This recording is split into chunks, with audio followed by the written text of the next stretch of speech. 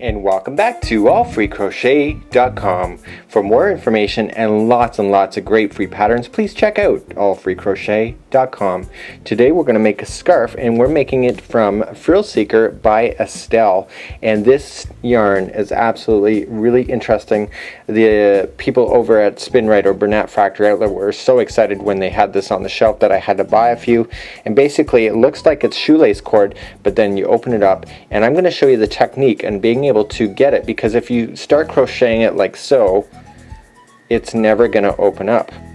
Okay, so you have it all shut. So I'm going to show you how to be able to crochet with this so that it stays open, and it's really quite fabulous. And it's just absolutely, this is so easy, it's not even funny. It's just a little bit labor intensive on the second row, but I'm going to show you how to do it anyway because it is worth the effort. So let's get going on this fabulous tutorial brought to you by allfreecrochet.com. To get started, what we need to do is start opening up some of the first section that you see. So start pulling it open. It looks like a fishnet, and look how generous amount of netting that you're going to get.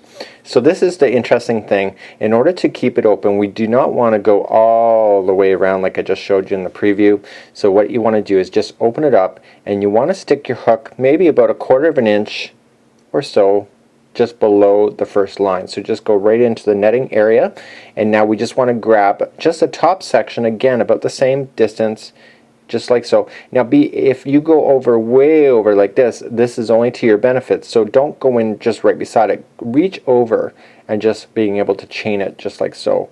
So just open it up and reach over and pull through. So we're chaining. So reach, so just open it up and reach and pull, oops, reach. So I'm being generous on the amount, because what happens is if you go right beside each other, if I go in like here, you're not going to get much of a ruffle area. So if you give it a little bit of a distance, it's about 1 inch, 1.5 inches away, it's going to be absolutely amazing. And this will naturally want to start twisting in circles on its own, which is to your benefit, because what happens when you go to do the second layer, you can see here that it's all twisting up all really nicely and very even looking because of that. So we're just reaching over and chaining. So you just have to keep reaching over and chaining as long as you want to go. So whether this is a waist wrap, whether this is a scarf, this would be a completely accessory to your wardrobe. It's not practical for the middle of the winter, but it is really quite stunning. It can make an outfit just pop really amazing. So I'm just reaching over, and just see how I'm using my fingers just to stabilize and hold open the pattern, just like so. It's kind of interesting, isn't it? Because you never think to do something like this with your yarn. And I'm just reaching over, and so by reaching it's creating frills. And now let's just pick it up, and you can see it's starting to turn circles on you, but it's open, right? So you don't want it to close in. So by going in on the one side, then you're just going to be great. So what I recommend to you right now is that make it the length that you want, just continue to chain, and why don't we pick back up exactly where you got to go next after you get your whole chain done. So go as long as you want to go, and we'll meet back up, and I'll go off camera and make it as long as I want to go. So I have 2 of them because I think these would be very good show pieces at a trade show. So let's meet back up in just a few minutes. Another tip that I should tell you about is that I want you to make sure that you're always going in on the one side. So for example, on this next one, don't go down here, stay on the top. Okay, because what happens if you start doing that, you're going to notice that your work is not going to be very consistent, just like it is right now. You'll see that it will, actually I'll show you right now. What happens when you come down here, it's going to close it off and it's not going to be open. So you got to make sure that you stay on one side of the yarn. So just keep on going along the same edge in order to work your way across. So I guess that's a tip, and we'll keep on moving. I just thought of that as I was making this off camera. Okay, so I've done it the length that I want, and now I want to be able to turn this around. And what I recommend is put the string in behind the actual all of your length that you got. I got a whole whack here because I do want this to be a real scarf and not just a sample for the tutorial. So I'm going to put the yarn in behind, and we're going to actually single crochet ourselves all the way back. So for your benefit, this is all going to be twisted around in circles, but if you untwist just some of it, you can actually see the chain just like so.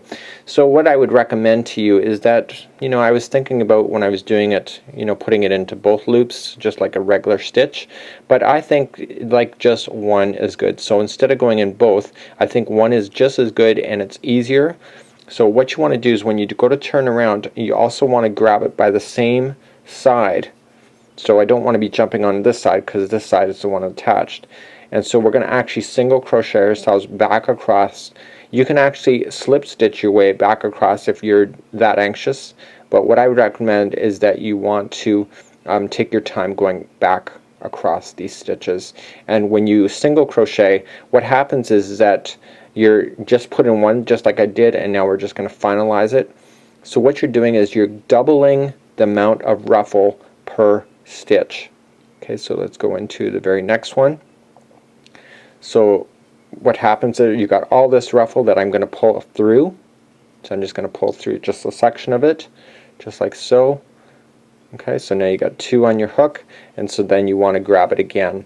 So what happens is that I've just now applied 2 in there. And what happens also, because this is variegated in coloration, you actually don't mind that, because what's going to happen on this side, it's going to make the colors transition a lot faster, therefore making your scarf or waist belt look even more random than just following along on the variegation pattern versus the first time that you've gone it through. So this step actually does take a bit of time. Obviously not going to film it all for you, but that's how you have to just go across. And why don't we meet back up? I'll go off camera. It takes about an hour to a little bit of an hour to get this all the way across. And so you're thinking to yourself, that's a lot of time. Honey, fashion is not about speed, it's not about comfort, it's all about looking fabulous. So let's keep on going, and we'll meet you back up at the end where we'll finalize this bad boy and you can get it off your hook and onto your neck pronto. We'll talk to you in a few seconds. Well, as promised, an hour has gone by off camera, and now I'm about to finish this off. You can see that this is cut here, and I haven't really done anything about that. You really won't see that when you're done at the end. So what I'm going to just do, we still have the loop going, and what I want to do now is grab the entire thing. Instead of just grabbing a section, grab the entire thing and pull it through the remaining loop, just like so. Okay, and now I'm going to trim on this side of that. And I'm going to pull this out, just like so.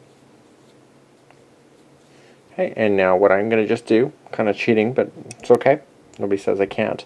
I'm just going to trim it about maybe 1.5 inches, and voila, you're done. So you won't actually ever see that. It's going to open up as well, just like the rest of it, and voila, your scarf is done. And it's actually quite amazing. It's a very, very simple idea, and that's great. So on behalf of All Free Crochet, I'm your host Mikey, and I hope that you have a great day today. Until next time, see ya.